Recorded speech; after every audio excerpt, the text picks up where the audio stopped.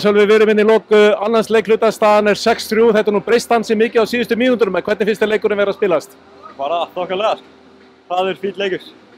Við byrjum náttúrulega ansi vel, komum sér 2-0 og allt annað einhvern veginn að sjá þetta lið, hvað er búið að gerast? Já, það er þjálfaraskipting sko, það hefur eitthvað að gera með þetta og leikmenn er komið tilbaka, fullt af nýjum leikmennum og svona, það er fínt. Og þið eru svona ánægðir með Helga Pál sem þjálfara? Jú, það má segja það.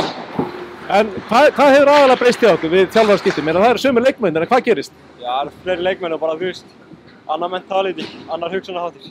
Við viljum þetta meira núna. Og hvað heldur að þjálfari segja núna við ykkur í leikliðinu? Hvað gerist í síðasta leiklutanum? Við erum að taka okkur á, aðallega í varnarsvæðinni og við erum að setja okkur mörg.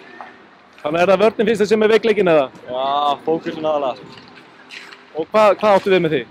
Bara að halda einbeitingu í varnarsvæðinni, finna okkar menn, taka okkar menn. Allavega bara gaman að sjá okkur svona spræk að koma tilbaka og gangi ykkur vel. Takk fyrir það.